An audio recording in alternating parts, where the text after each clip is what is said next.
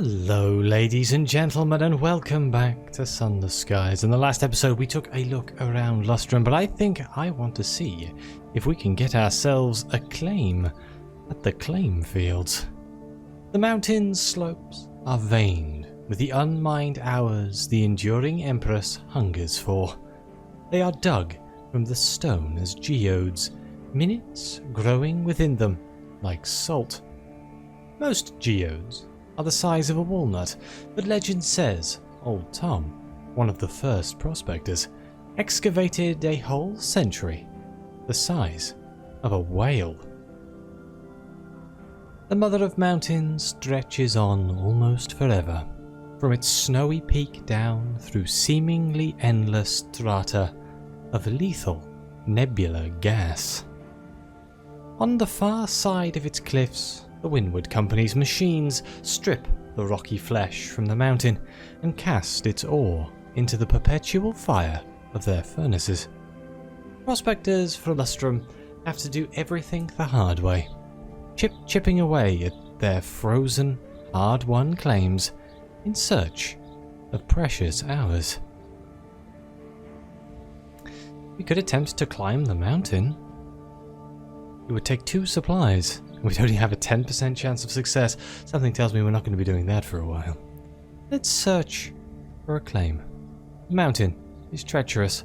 Most of the accessible parts are already staked out. Conditions are harsh. The mountain seems to fight your every step. Ropes left behind by other prospectors coil around your ankles. Old boxes of supplies loiter under the snow, ready to trip you. It's almost impossible to tell the difference between one patch of land and another, never mind the value of individual claims. "What you need's an hour harker," advises a passing hour harker. He grins. He doesn't have many teeth. Those that remain are capped with gold. "Come find me in town if you want. Or not. There's always more of you showing up, eh?" Interesting. Can I not do this without a harker? Should we go speak to the harker? Let's go speak to the harker. I don't see any options to speak to the harker. Is he in the pub? Oh no, it's here. I thought this was the guy in the pub, but no, this is its own thing here. For safety reasons, all claimants must hire an hour harker to escort them on the mountain. The hour harkers all agree on the importance of this. Of course they do, they're getting paid. Okay, well. Let's do this. Let's seek a claim of our own. "Stay close, friend," warns your hour harker.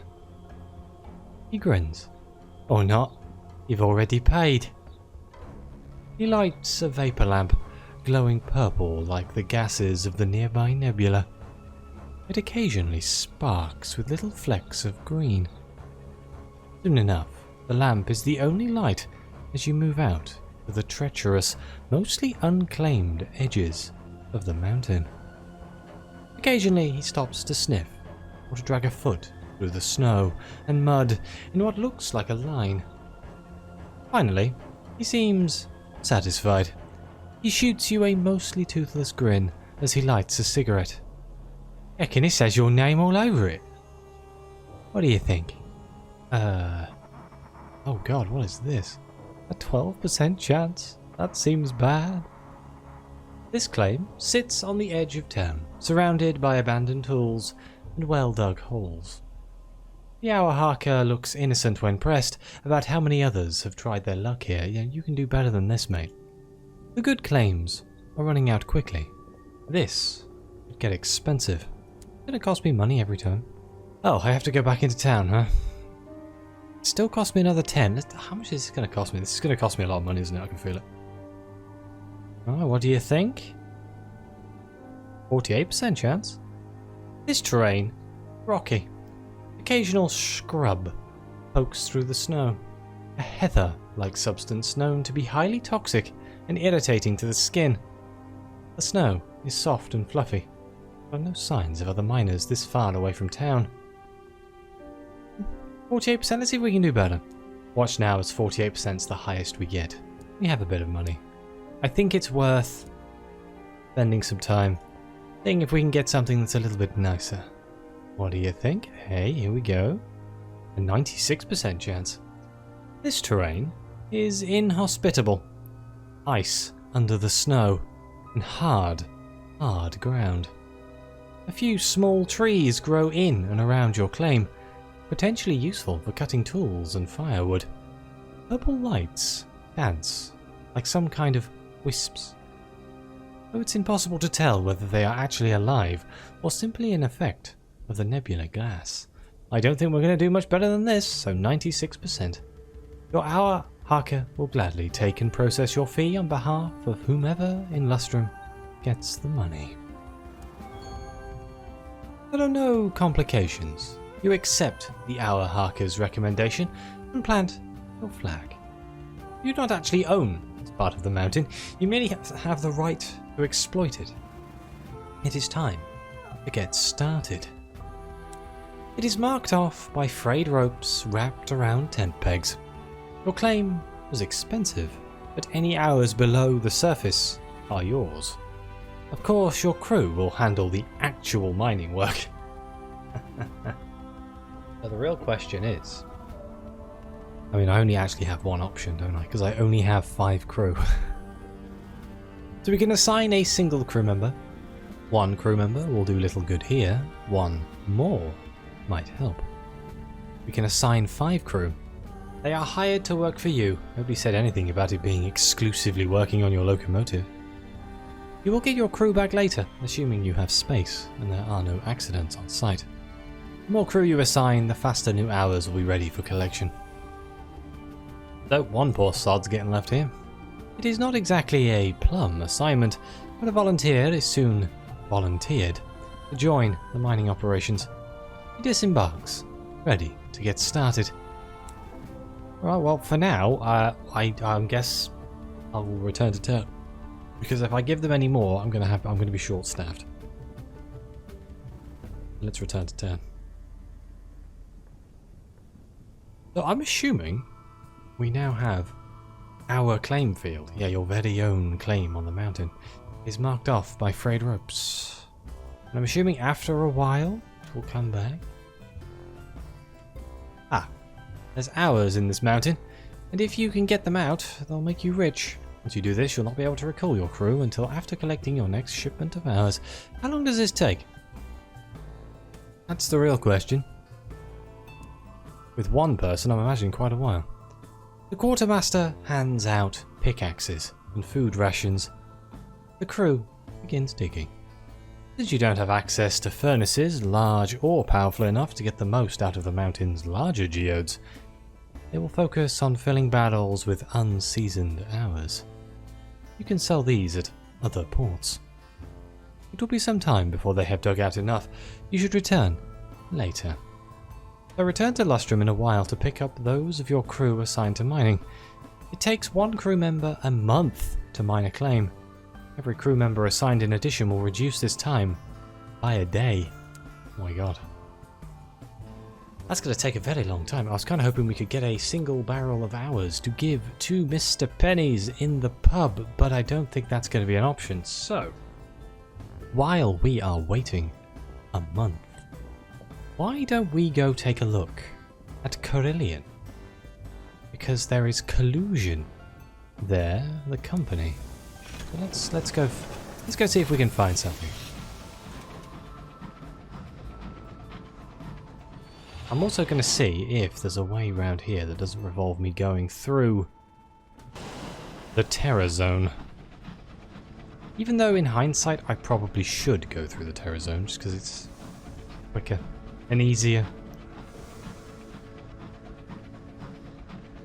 I love the snow effect.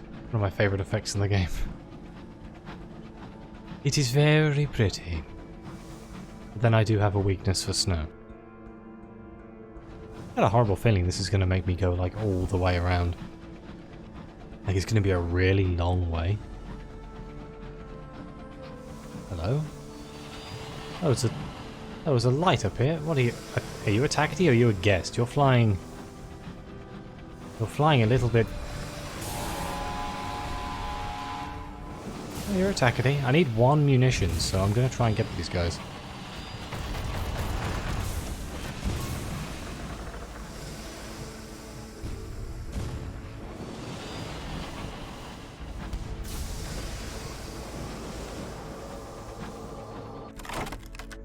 Agates favour scrappy vessels. Yeah, it sees its cargo. Contents of its hold spill out through a ragged breach torn in the engine's belly. Munitions, please. Bronzewood, damn it. Agates often carry natural resources they have hewn, farmed, or mined from the reach. Beds of bronzewood, vessels of sticky cloister nectar, sacks of boisterous seeds, barrels of ours, freshly dug from some nameless sky rock. What did this one have? Bronzewood. That were the claim fields. A cantankerous. I believe I need a stomach of a cantankerous. Get back here, you. Hey, where are you going? Oh, he's a fast little bugger. I do believe I'm being outran. Oh, never mind. Good lord. Yeah, I believe I need a cantankerous stomach for the nature reserve people, so that would have been nice. We also need fungal crinoline, which I'm not entirely sure where to get. I'm guessing it's going to be either Hybris, but we've already been to Hybris, so maybe it's a meteor or something, or like a rock in space I have to mine. I'm running a little low on fuel right now. Like, enough to be worried. Okay, so yeah, we can go around this way. Grave site in front of me? They only sell supplies at Carillion, so that could be problematic. Yeah, we can't look at that, but we can look at the Aneurin wreck. Let's strip for repairs. Let's fully repair the ship. Saves me having to pay for it. Ah, can we get some hours here? That'd be nice. I could take it back to Mr. Penny's.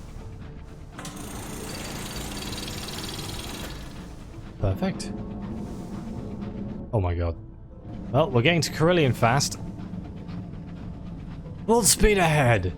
This is actually draining the supplies in the hold though, which is problematic. It's like a death wind or a rot wind. It's making all my food rot away in the hold, which is depressing and upsetting. Sigil stamped ruins litter the sky. Oh. Wait, Carillion's down here. Oh, you. We're gonna go see Mr. Penny's. God damn it. Can we all just pretend that didn't happen? I basically just did a giant circle. Like an absolute idiot. Does Lustrum sell supplies and fuel? It does. Sweet, we'll go buy some fuel. Ah, yes. This is the channel you come to for efficiency. Perfect plays and efficiency. This totally isn't just me bumbling around, hoping for the best. Oh god, it's one of these guys, please. Oh dear. I kind of want to fight it, but I also don't want to fight it in the terror zone, so... Up the cantankerous. Excuse me. The cantankerous are lumbering, half-fossilized isopods that will attack anything they disapprove of. Given that they are very ancient and murderously grumpy, that means almost anything. The largest chunk of the cantankerous still lives. They can be slow to die. Stubbornness, perhaps, or the sluggish journey of signals along their calcified nerves. Let's retrieve its stomach. A phlegmatic researcher in the Leadbeater and Stainrod Nature Reserve believes this will aid his research. He'd better be right. Its shell is too tough to crack, but it is large enough to crawl into. And that's what the unlucky winner of an impromptu lottery is obliged to do. They are given a knife and a sou'wester to cover their skysuit and crawl inside. They emerge later, dripping, cursing, and clutching the withered knot of a stomach. Perfect. Can I get away from that guy? I honestly, I changed my mind. I don't actually want to fight him. Yeah. Oh, stowaway. Something is amiss. Things are out of place. Unexplained cracker crumbs on the pantry floor. The chief engineer's favourite wrench hung on the wrong hook. Several empty pages torn from the back of your logbook. The crew protest their innocence and contribute their own stories. Vanished shoelaces, doors left open, oily footprints on a door frame. You have a stowaway. Let's conduct a thorough search. We have a 99% chance. Organise the crew and turn your engine upside down. After an hour, an indignant stoker drags a sooty-faced urchin before you. And they're hiding in a supply crate in the hold. You had a right little treasure trove in there. Cutlery from the gallery, Jones's Bible, and my best socks. He brandishes a horrible pair of socks. The stowaway picks her nose defiantly. The urchin wears an oversized skyfarer's coat, clumsily and distractedly hemmed at the sleeves and tails. Her eyes are pale, accustomed to starlight. A mottle of old frostbite blemishes one cheek. When she speaks, her voice seems older than the rest of her. What is she? 12? 13? Ask her what she's doing here. A locomotive is no place for a child. She shrugs. Just catching a ride, she says, insolently. I've been catching engines across the Reach and Albion for years. Seen half the sky, I have. Port Prosper to Silent Saint, Skyenge to Carillion. Okay, so where are your parents? Possibly a sensitive topic. He looks at her shoes, mismatched and scuffed. Go on. In the blockade of New Winchester. You're in one of them bombardments. He breaks off. Anyway, a neighbour tried to look after me, but I didn't like her much. What do you want? It might affect what you choose to do with her. He's taken aback by the question. No one's ever asked before. Usually there's a lot of shouting and then I'm chucked off at the next port. He thinks about it, looking around at the bridge.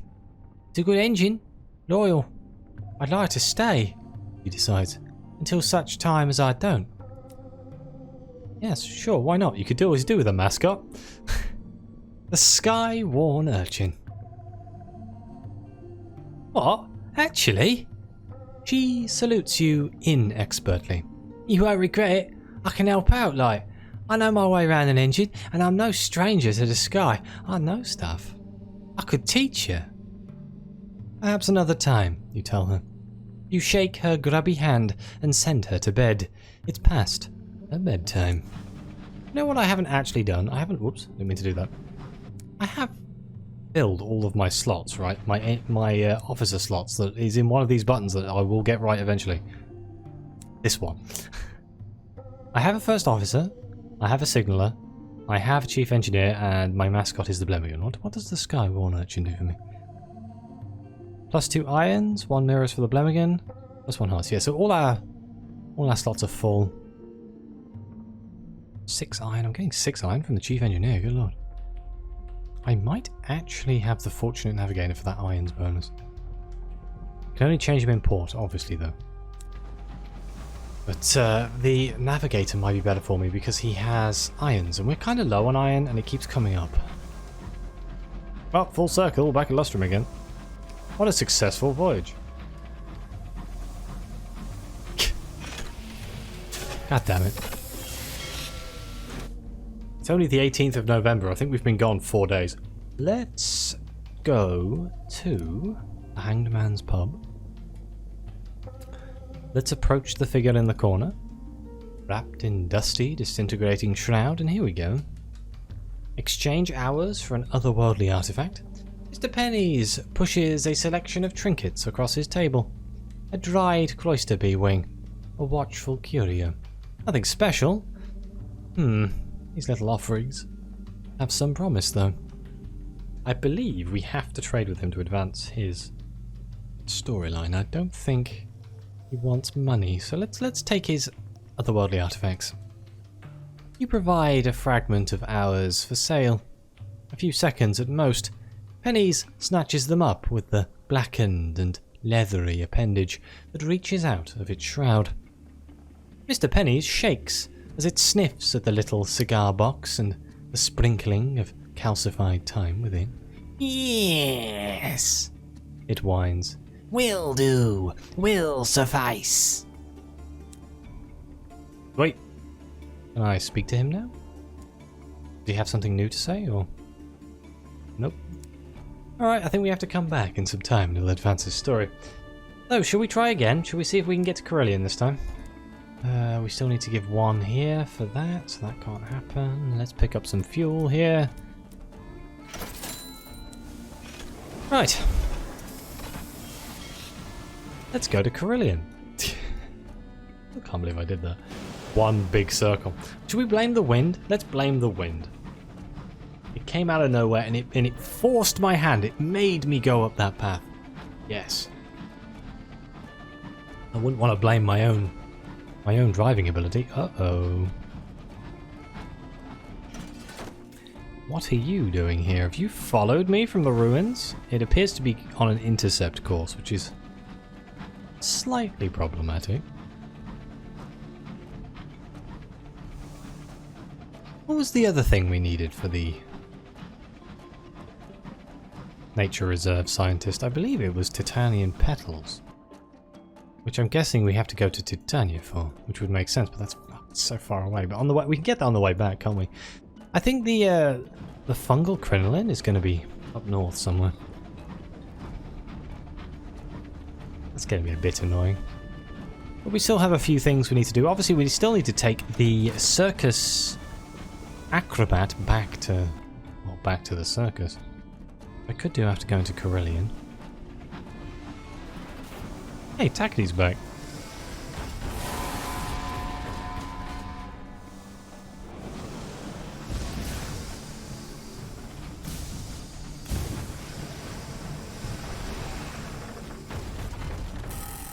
Uh-oh.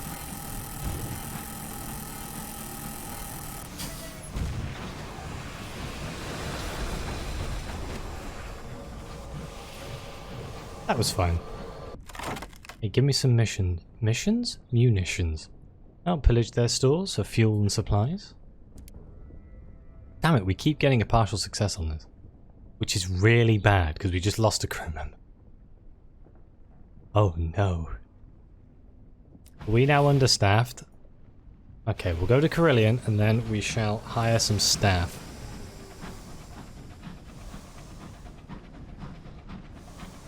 Because otherwise things are going to start... Don't go that way, we need to go further down.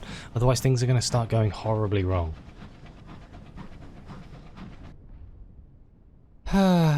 Your crew, undermanned and overworked, are struggling. One of them has failed to thoroughly secure your cargo. When a boisterous wind rocks your engine, the strap snacks, sending boxes and barrels careening perilously about the hold.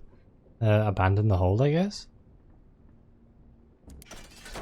Don't know what I'm going to lose here. Ah, we lost 1 supplies. Boo! I was going to say, I don't think there's many things for me to lose, but of course fuel and supplies are the things that are in my hold right now.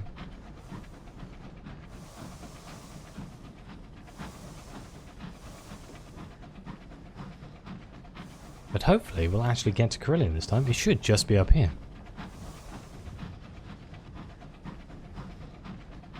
We've actually managed to get a surprisingly large amount done. I'm happy that we managed to get a decent claim on Lustrum. I think my goal will be to be taking crew members there. Like hiring and then taking them over there so we can get a constant stream of hours that we could maybe sell. You know, to buy gear for the train and stuff. I don't know how much a barrel of unseasoned hours actually sells for, though, so I should probably try and have a look. Or I could just wait for, you know, bargains. Or prospects. And then we'll always have barrels of unseasoned hours. Oh, here's Carillion. Let's just dock here. Is there a specific thing here? There's an option to blackmail the Spittifer. We can write a port report. Don't see anything about illusion. This is the overgrown shrine. Steal an offering from the burrow below. That seems like a bad idea. The path leads you to a broken statue, seemingly ignored by the devils of Carillion, except for whoever placed the freshly lit candles at its feet. The face is poorly carved, but its features unmistakable. The burrower below stares at you through one gemstone eye and an empty socket. Let's not steal offerings, let's contemplate the statue. A terrifying visage, but with something comforting to offer too. Our terror has fallen. While the statue is the raw material of nightmares, there is something soothing about the idea that even a beast like this might be harnessed. That there is a chance of such an ally for those who crack the code of offerings and prayer. Whether it is actually listening, it is impossible to tell. The thought that it even might, however, is something to hold on to in the dark. Okay, well, I can't find anything about it here, but I'm not going to look too hard because I think it's time for me to end the episode. Thank you all very much for watching. Please like, subscribe, let me know what you think. Your comments are greatly appreciated. Thank you again to the members of the channel. It really does mean the world to me. And as always, see you next time.